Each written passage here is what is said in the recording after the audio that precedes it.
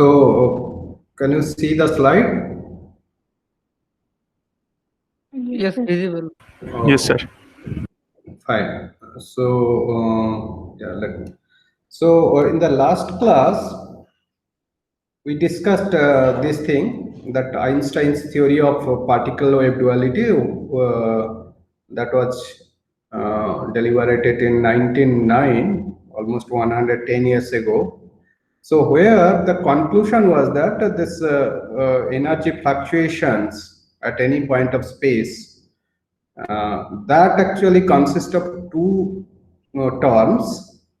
First term is actually coming out of particle nature, and the second term coming out of wave nature. So both things, if you consider simultaneously, and that is also derived from your theory so far known that time. That means you have to consider H. H is the major thing. I think someone is still coming. Yeah. So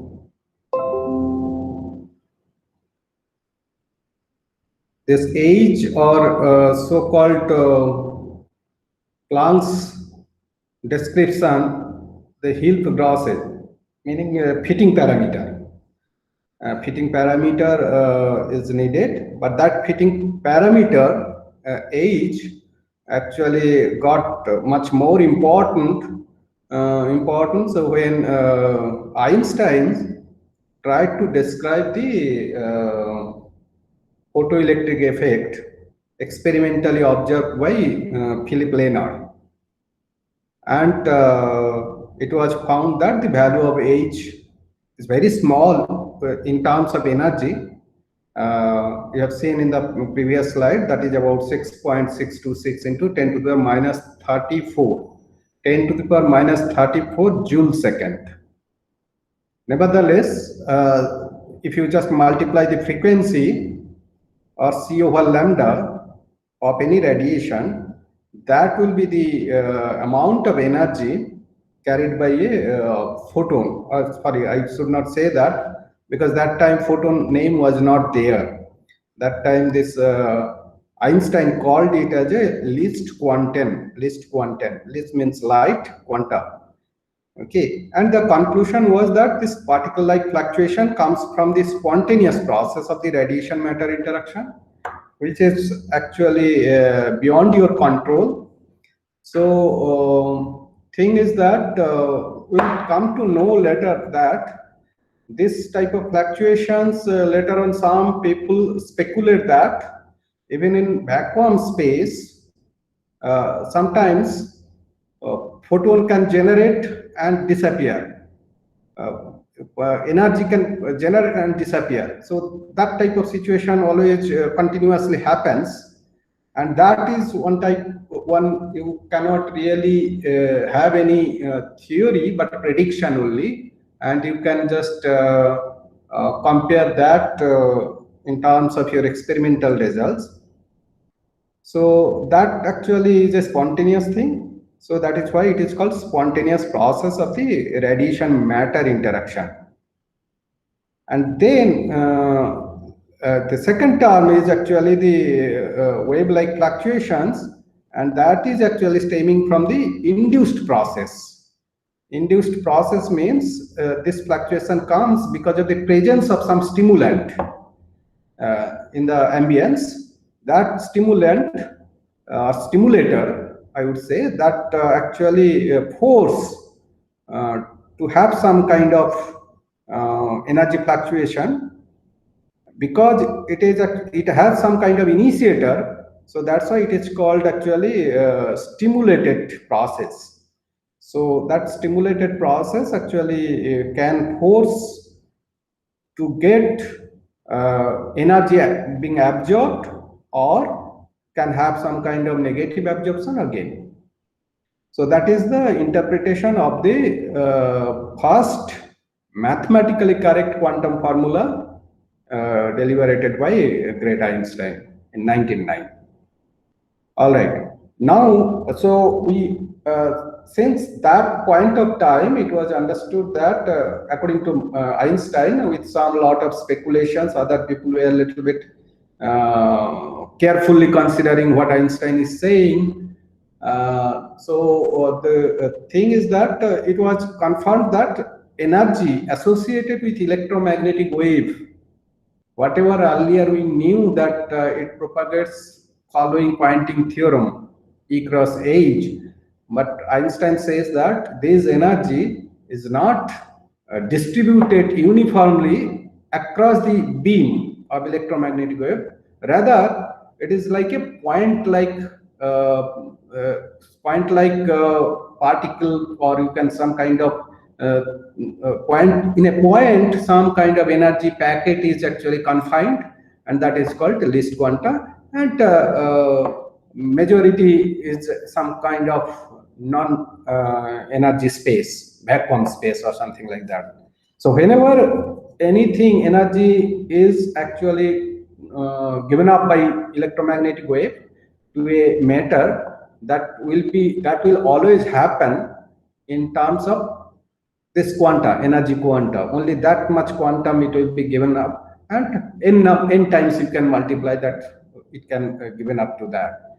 Not any continuous energy you can consider. So that is what it is understood, that it is a energy quanta.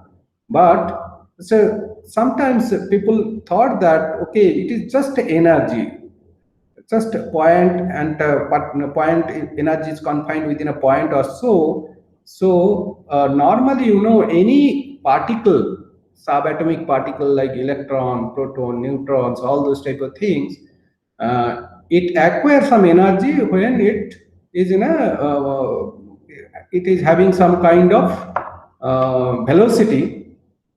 Then it will have some kind of kinetic energy. Otherwise, if it is a charged particle, any electric field is there, then it can, electric field or potential is there, it can have some kind of potential energy. But you know that if it is a free electron or free neutron or something like that, then it is entirely kinetic energy. So that type of subatomic particle also, it is like a point-like dimension. But the thing is that they do have mass. They do have a finite mass, and sometimes it can have charge also. So they have mass, and if they are in motion, they should have kinetic energy.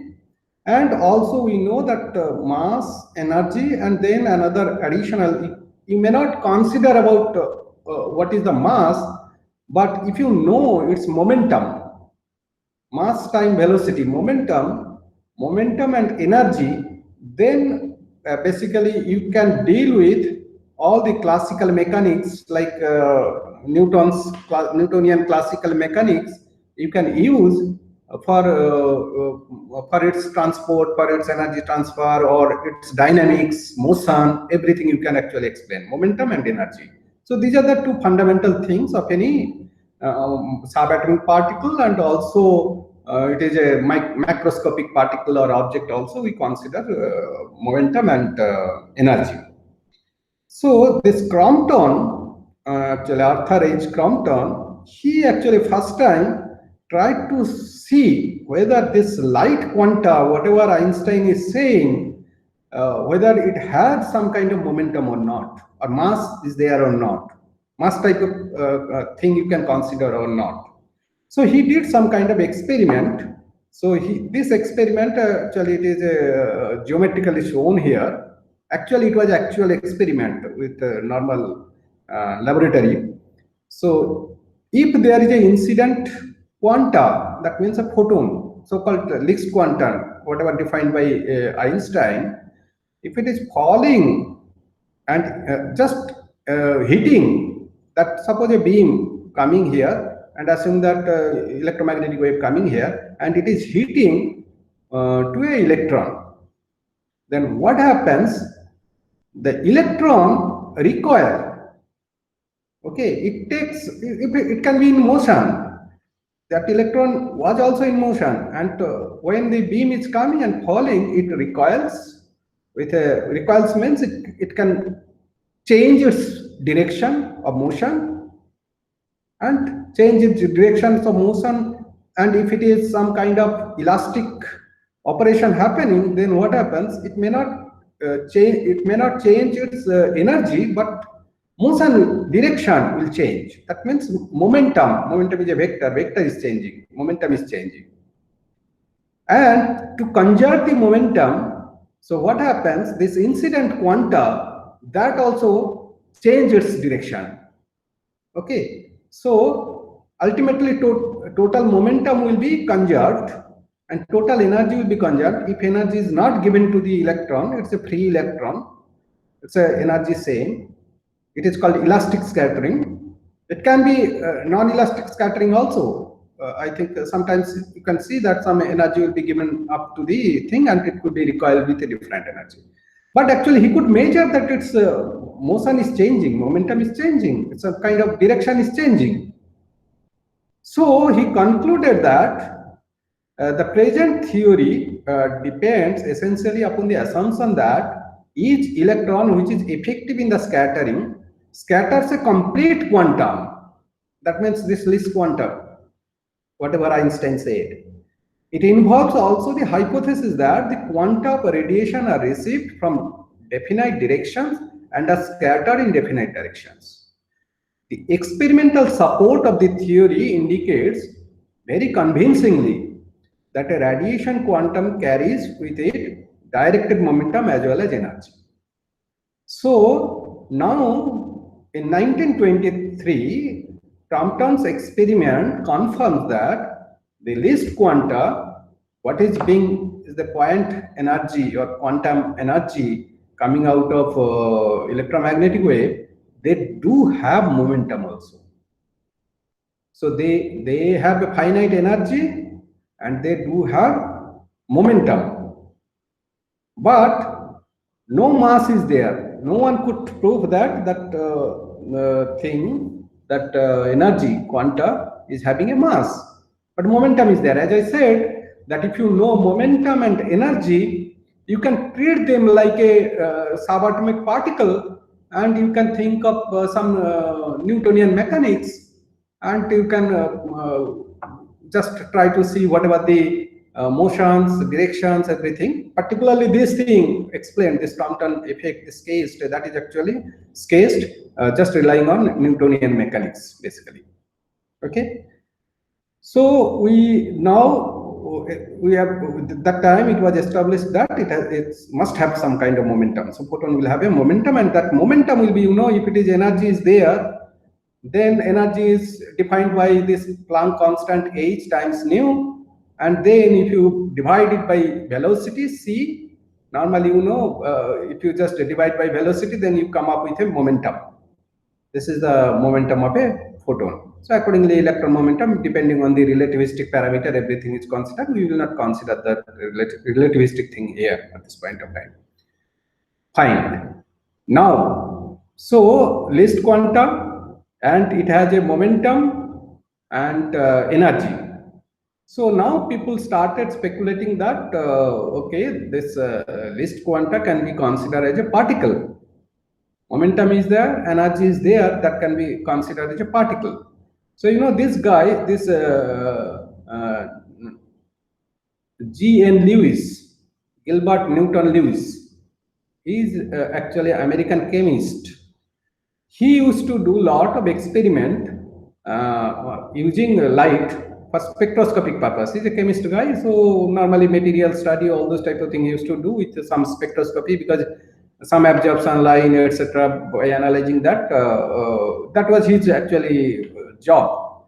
So when he learned all this phenomenon, that means photoelectric effect, Crompton effect, all those type of thing coming out, and electromagnetic wave will have some kind of quanta of energy without which black body radiation could not be explained, all those type of thing. Then he is the first time he was writing a paper to a Nature paper, and that is published in 1926. And there what he mentioned, I just directly quote here: I therefore take the liberty of proposing for this hypothetical new atom hypothetical new atom. That means this is the whatever least quanta which is having momentum now, energies now. So he is considering that is your atom. Okay. So that atom which is not light, is saying that which is not light but plays an essential part in every process of radiation. So that is some kind of, that is not a light at all. Light is an electromagnetic wave. That was a strong belief that time. But this atom also involves there. And that actually helps for all the radiation process, meaning absorption, radiation, all those type of things. And he first time named it as a photon. So that is the nomenclature came, that light quanta named as a photon first time in 1926. So you can, whenever we are, why I explain all this name came only about 95 years ago, and then lot of research went on and on this photon and its property, and nowadays today we are talking about quantum photonics devices, quantum photonic computers, communication, all those type of things we are saying today. But the name came only in 1926. Okay, so but he was saying atom has a mass, specific mass, but this photon do not have mass. No one could measure that if there is any mass of a photon or not. Indeed, there is no mass. So that time actually I found a I think in Google search I found nice cartoon here. So you see that it's saying, am I an X-ray? Am I an X-ray photon or radio photon or visible? That means X-ray photon, X-ray light or radio wave, visible, all they are electromagnetic wave, right? So only they classically, if you see, they have only difference in frequency or wavelength. But now, so then what type of photon then? X-ray photon will be having different type of property, or radio photon will have different type of property, or visible light photon will have different property, other than your frequency or wavelength, whatever that thing. Is there any other things is there? Ultimately, when you consider energy, energy is energy, that is fine. Okay. And all other electromagnetic wave, any associated property, if it is bearing for X-ray photon, that should be true for radio photon, that should be true for visible photon also. Only their energy will be different. That's it. Okay. So then I think someone saying, oh hell, why worry about all that again? I'm not even sure if I am a wave or a particle. So actually, even though black body radiation, Crompton effect, as well as photoelectric effect, everything says that photon is there, but here you see in this statement, it's not a light, which is not a light, but plays an essential part in every process. So people are not believing that this photon is actually light, light energy. It's kind of something, some imaginary things. That is the thing. So photon has some kind of self-identity problems actually.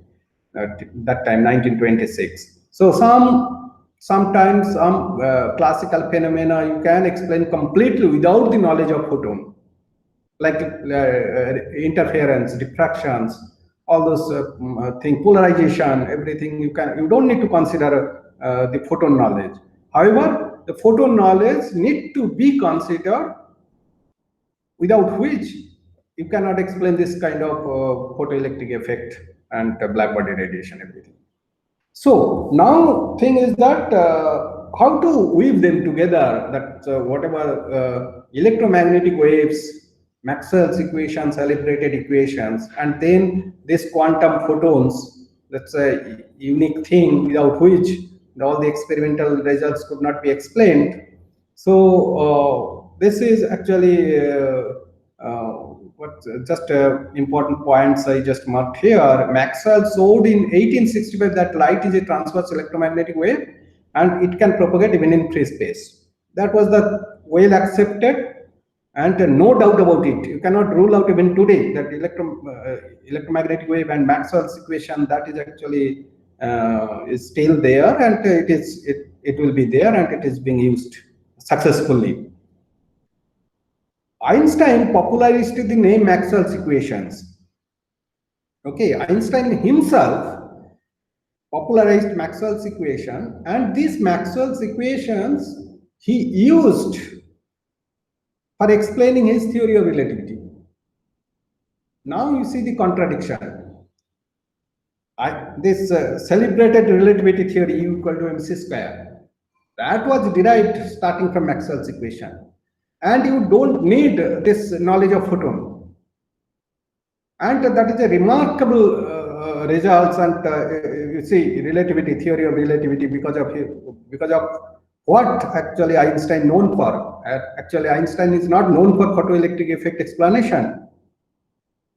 So the contradiction is that Einstein using Maxwell's wave equation to explain relativity without considering photons, concept of photons, but again he's considering that energy is being given up by the electromagnetic wave like a particle, just like a quantum point. All those type of things, it's just contradiction is there. So people that time, contemporary people actually asked Einstein if he stood on the shoulders of Newton, because Newton before that Maxwell's came later, and before that Newton's all the mechanics etc. Those things are gravitational law, everything was because of those things. People got to know how world works and how things works, all different things. But because of the relativity, all of a sudden, relativity theory, all of a sudden, the concept of the whole world, the origin, everything, people are thinking in a different way. And that's why I think people started telling that the era of Newton's gone, now the era of Einstein came in. Okay, so people asked him whether he stood on the shoulders of Newton. Then he replied, no, on the shoulders of Maxwell. He was saying that the Maxwell's equation, this electromagnetic wave, Maxwell's equation, without which he would not be able to explain the law of relativity. It's a relativity theory would not be. If there was no Maxwell's equation, there was no relativity theory. That is what is believed by Einstein. So even he was so much fan of Maxwell's that he, in his room, I was told by someone that only photo was there in his study room was Maxwell's photograph. So now thing is that how we can combine these two things actually, this electromagnetic wave, and that is also celebrated one, and this photoelectric effect, all black body radiation. There also you have some kind of you have some proof that the existence of photon. So how to make them combined, or you can make some kind of universal knowledge. Okay, so now this is the last slide for the into basic introduction, historical background, historical basics, whatever I was calling.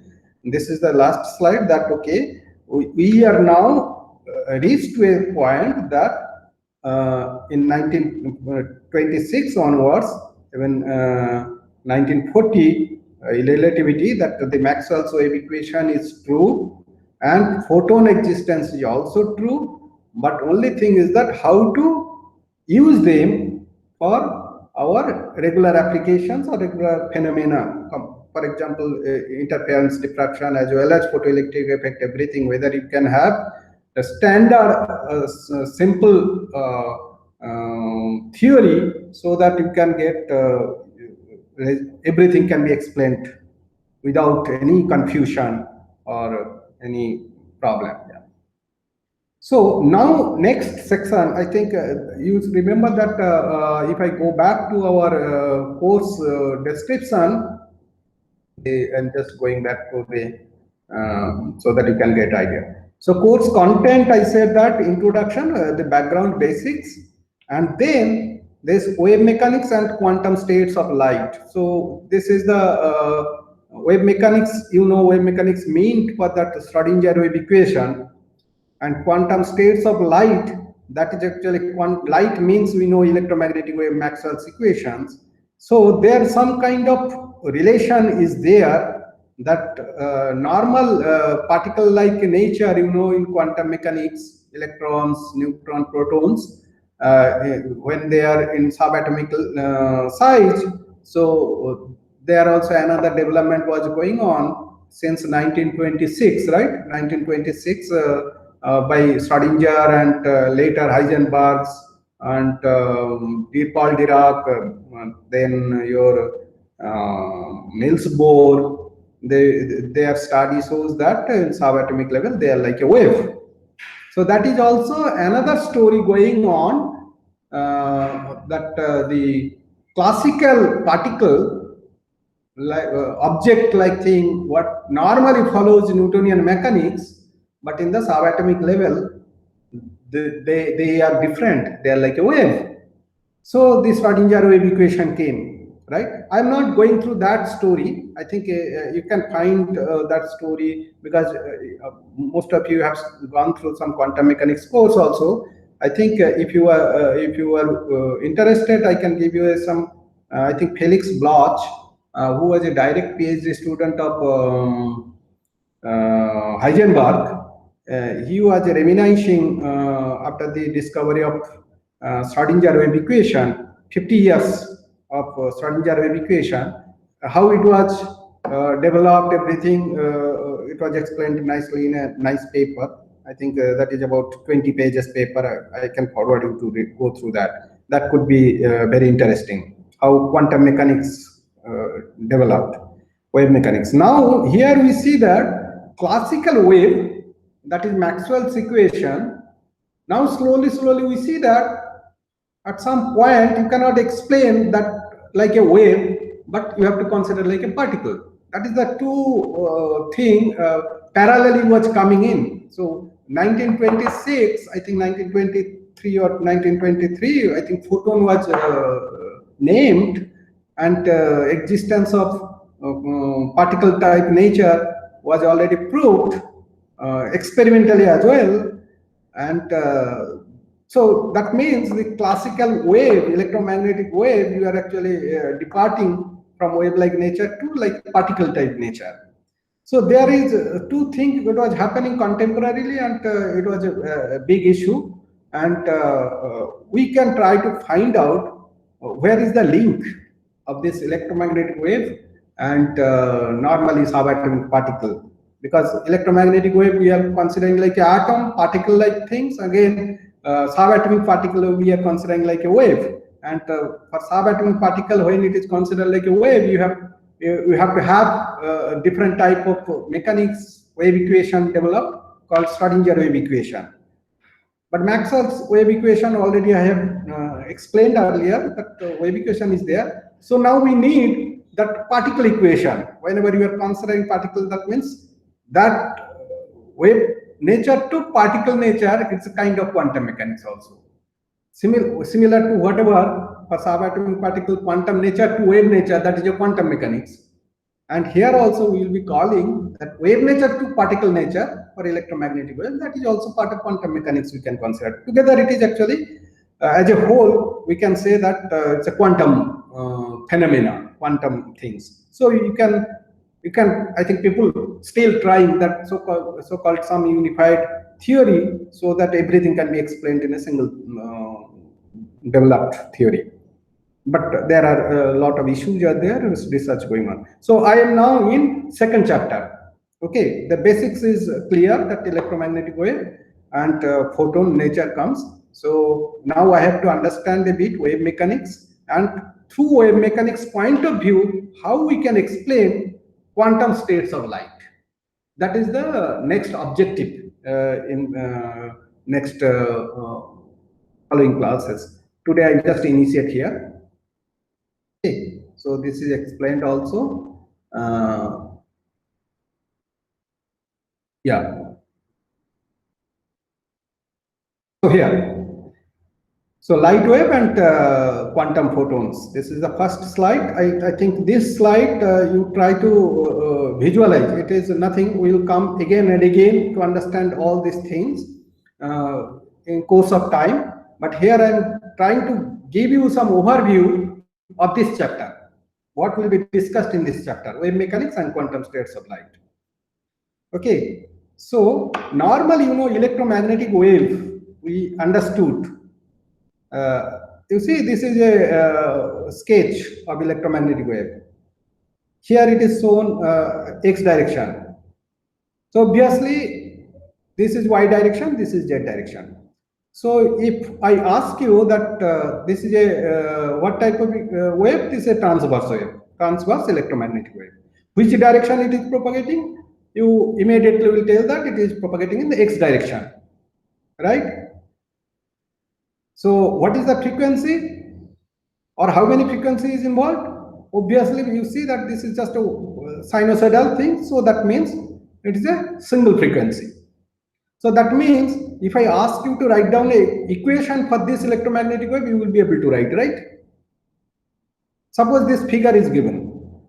And if I ask you to write the expression for electric field, can any one of you can tell me what is the expression of electric field for this configuration? Anyone? I can pick someone. Animesh, you tell. Animesh, Yes, are you sir. there? Yes, sir. Yes, sir. Yeah. So can you see the figure? Yes, sir. Top figure. So Yes, sir, yes. and which direction it is propagating? Electromagnetic It is- wave? Yes, sir. The X direction. Okay. So now it is a sinusoidal, right? Yes, sir. And suppose the wavelength or frequency known, angular frequency known, omega. Yes, sir. Sir, Omega why because by lambda. Now, Yes, if I ask you to write down the expression for electric field, yes, sir. what is the expression? So let's say, sir, amplitude is E0, so E0 Z cap, where Z cap is polarization in Z direction, and sine omega t minus kx. Omega t minus kx, correct. So that means you can write E naught, and that vector is along z direction, that's correct.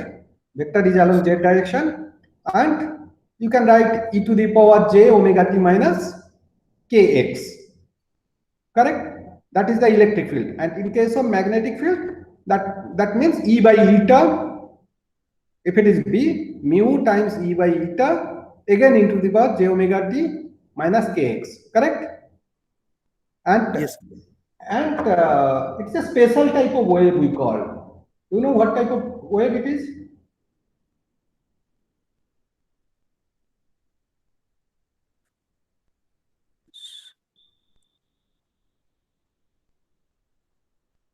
Traveling wave, right? Yes, sir. Traveling wave. But I'm not asking that traveling wave for sure. But traveling wave, if you see, it is as a function of x, it is shown. What about time? If you are saying that e to the power j omega t minus kx, but in this case, do you see the time? Yeah. This is only x function you can express. So what is happening to time? Maybe may I ask someone else? Sasank Kaushik? Sir, so the entire graph or the figure that we see will be propagating forward as time passes. Yeah, so that means this sketch is shown for a particular instant of time. Yes, sir. So at t equal to certain instant, it is a next instant it will be moving towards x direction. That's fine. But if I ask, what is the polarization of this electromagnetic wave? Polarization is along the z-axis. So polarization is so. Can you tell me? I think I have not taught that. I will not be teaching also. I just want to test now. What is your knowledge for the entire class? That It is actually polarization is E. So do you know the type of polarizations of electromagnetic wave? May I ask someone else? Sauvik? Yes, sir. So you know the electromagnetic wave, what are the types of polarization? They may be circularly polarized or elliptically Yes. polarized Yeah. So circularly polarized, elliptically polarized, and and plane polarized also. Plane polarized. plane polarized. What is the plane polarized? Means the means the electric field component and the magnetic field component. They have the means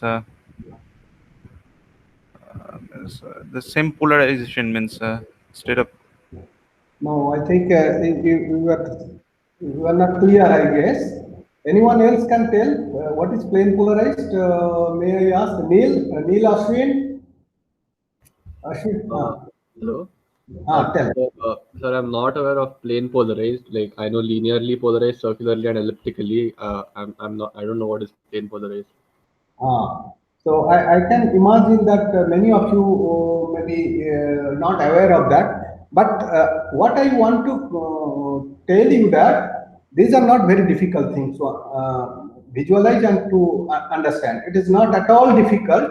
So if you just consult just 1 hour or 2 hours with any electromagnetic book, standard electromagnetic book, just go through it. If you know the Maxwell's equation, all the equation you know, then you will be easily understanding what is the different type of polarization. So this is actually called plane polarized or linearly polarized. So linearly polarized means, I'm just telling you very qualitatively that linearly polarized means, in this case, electric field, if you see as you move along x direction, what is the direction of electric field? Anyone can tell? Z, sir. No, electric field direction, Z, correct. So always it is electric field, even if the next instant of time, if you see at any point of x, the electric field will remain always Z direction, right? So if you are looking from the looking towards the source, you always see electric field coming to you is always aligned along Z direction and magnetic field along Y direction. So if any electromagnetic wave is like this, then it is called linearly polarized. Is that clear? Now, what happens that any electric field can be comprised of two different components. Suppose you have just in this picture, you try to visualize. It's a very easy to understand. Even if you never heard about different type of polarization, does not matter. Just try to realize that suppose your electric field has a Y component and also has a Z component. Clear? So total electric field will have which direction? Suppose x equal to 0. Maybe I have to pick up someone to ask the question. Maybe whom I can ask? Who is there? I see someone, Murali Krishnan. Yes, sir. So can you tell me that suppose in this case electric field, we forget about this picture, electric field only along Z direction. Suppose you imagine that wave is propagating along X direction, but electric field has component of Z as well as Y. So that means suppose that component is equal. So what would be the direction of electric field? It will be the x plus y, z plus y superposition of the. So about if they have an equal component, then I think about 45 degree, right? Yes, sir. YZ plane 45 degree. Clear? Now that if you are watching again your electromagnetic wave, will you call it a linear polarized or not? Anyone can tell. It depends on the phase of the polarizations. So I mean, even if the magnitude along both components are the same, if there is an extra phase of pi/2 on the y component over the z, then it will be a circularly polarized. Suppose they are not, both the components are in phase. Then it's linearly polarized about that particular direction. So that is the clear concept. So that suppose these two components, y component, z component, if they are in same phase, still you will see that always electric field will come to you with a 45-degree angle. So then also it is called linear polarized. However, suppose it can be 45 degree, it can be 60 degree, it can be 70 degree, it can be 75 degree, but if both the components are oscillating in same phase, then you will see they are linearly polarized. However, if these two components, they are somehow out of phase, electric field I am talking, not magnetic field, only electric field, they are somehow a little bit out of phase. Then what happens? Will you see? I don't care about whether it is pi/2 phase or any delta phase is there, and they have some kind of y component has some kind of magnitude, z component also will have some kind of magnitude.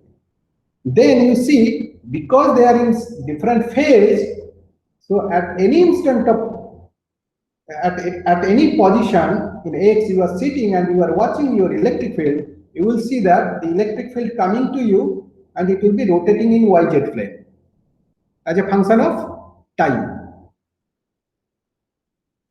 And depending on the components and depending on they can be elliptical, the path will be elliptical, or depending if they are same magnitude, both the components, then it will be circular. And then you can see whether that electric field coming to you, whether it is rotating right direction, clockwise or anti-clockwise. Depending on that, you call it as a circularly polarized or left circularly polarized or right circularly polarized, left elliptical polarized or right elliptical polarized. And one more thing you should keep in mind that if it is circularly polarized or elliptical polarized, they can be decomposed into two independent linearly polarized light, because both the components, if you are considering, they are independently, if you consider, they are linearly polarized. So any elliptical polarized light you can decompose into two linearly polarized light, orthogonal direction. So that is the polarization. So if you have not learned before about the polarization, this is all about polarization. This is all about the direction of electric field, how it is coming to you. And in this case, it is just a ray it is shown. Okay, it's just one ray it is shown, that one line along x direction, right? And electric field is oscillating here. Practically, you don't see this. Can you see that only one ray coming and electric field is oscillating in space like this? Electric field, of course, it's a value. And you cannot imagine just one particular ray of electromagnetic wave. It will be a beam, right? It can be a beam. So it will be plain polarized light, plain linearly polarized light, it will be called if the beam everywhere electric field strength at any instant of time in the yz plane, if it's constant and everywhere phase is same, then it is called plain polarized light. So suppose you have a beam and that beam has a cross section in the yz plane, it can be circular beam, and in that circular beam is coming towards you. You are sitting somewhere in the x direction, and if you try to see that at any instant of time, if you take a cross section yz plane at any point x at any instant of time, everywhere you will find electric field will have same value and everywhere their phase will be same. So that is how it is called plain polarized light. Okay, so that is actually phase will be same also. Phase will be same in the plane perpendicular to the x direction. Then it is called plane polarized light. Okay, fine. So this is the electromagnetic wave, and you are considering that it is only one frequency, monochromatic. You remember black body radiation. In black body radiation, what do you observe there? As a function of frequency, you have the strength of energy radiating. At a certain frequency, it is maximum. Both sides it is dropping, other side also dropping. That is how this what you call that, Einstein Planck's derived that equation. No? So 8 pi mu square over c cube 1 over e to the power h nu by kBt minus 1. So that is the thing. So any point, any frequency, you consider any frequency, and then at that frequency you can decompose energy into quantum, epsilon, 2 epsilon, 3 epsilon, all those type of things we discussed, right? So here also we have the electromagnetic wave, it is coming, right? So it is a particular frequency, it is coming. So it's supposed to carry some energy, right? And you can think of another frequency. And another frequency, it can propagate along x direction, or it can propagate in the other direction. If it is a black body, all sorts of frequency will be there. You just pick out only one frequency propagating in one direction. And same frequency can propagate in all directions.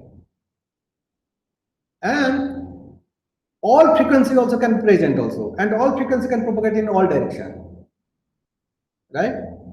So in an electromagnetic, we can consider, because it is a all are vector, electric field, magnetic field, propagation direction vector, we can consider a certain direction when it is propagating for a certain frequency. We can call that is a mode.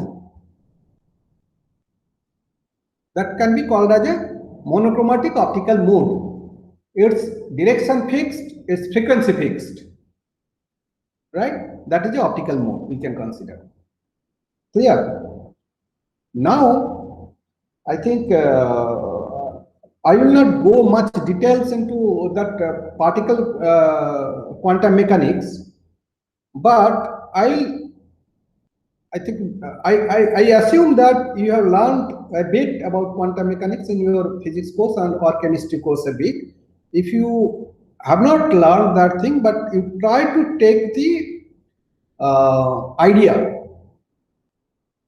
that how a subatomic particle, okay, how a subatomic particle can be considered as a wave, and if it is considered wave, what equations, that Schrodinger equation, actually governed its motion and everything. Okay, so we will consider a very simple model of a quantum particle, and that quantum particle will undergo some kind of potential energy as well as kinetic energy. So any particle, any object, whenever you are considering energy, you have potential energy, you have kinetic energy. And that potential energy and kinetic energy, any new theory you develop, the fundamental law of physics you have to obey. They are actually two fundamental law. One is energy conservation, another is momentum conservation. These two things, right? So they are actually, if you just think about a particle, quantum particle, the governing equation is known as Schrodinger equation, that actually derived from the concept of Hamiltonian. Hamiltonian of a system, that from the classical point of view, that means total potential energy plus kinetic energy, total thing of the system is called Hamiltonian of the system. Kinetic energy and potential energy, total. If you can express kinetic energy with some expression, and potential energy with some expression, then it will be total thing will be called as a Hamiltonian. So Hamiltonian actually is a measure of total energy. It's actually defined total energy. So here, if you consider a quantum particle undergoing some kind of simple harmonic oscillation, so that oscillation is possible if it is undergoing a certain kind of potential energy, right? I think that is actually normal physics class, even class, I think nowadays this equation also I have seen in the class 2 level JEE exam also students are being taught this Schrodinger equation. So there also you see that under certain condition, the first part is actually called kinetic energy part, and second term is the potential energy part, and this is the total energy, E. And the quantum nature of the quantum particle nature is actually assigned to this spatial function called psi, called wave function. So this wave function here, and this together along with the wave function and second order derivative in one dimension case, that first term is called kinetic energy, this is called potential energy, together it is called Hamiltonian total energy. So this is actually the basic, this is the thing actually delivered by Schrodinger, that is a Schrodinger wave equation. So if it is a only different is that depending on a mass or potential energy, it can be different for different systems. So from this point of view, I will try to explain only a simple quantum particle when it is under simple harmonic motion, then what is its energy? I will be trying to explain what is the solution of the energy, and in course of time in this whole chapter, I will show that the electromagnetic wave of this mode of so-called monochromatic optical mode I am talking here, that can be actually shown to be analogous to this type of quantum particle motion. So that is the relation we will be establishing, that electromagnetic wave and here a quantum particle in wave, they are more or less identically treated. So that is the source of this quantum photonics. That means electromagnetic wave, how the photon is there and how they are related to quantum mechanics. That is the origin, and that thing I will be concentrating a little more and very carefully so that everyone can understand. Because these basic things, if it is clear to you all, the rest of the things are very simple maths for entire quantum mechanics. Okay, simple maths and concept and logic. That's it. So this basic visualization I will go a little bit slowly in course of time. So I just explain this slide and then come back to again Maxwell's equation, and slowly I will try to show that this electromagnetic wave originated from Maxwell's equation can be eventually explained like a quantum harmonic oscillator. And when it is quantum harmonic oscillator, then we can draw many conclusions, many results, and that will be very interesting for our understanding of quantum photonic devices and technology. I stop here. Maybe tomorrow I will continue from here. If you have questions, I think keep ready, and tomorrow first few minutes we can discuss any questions there. We can discuss and then we can proceed. Okay. All right. Thank you very much.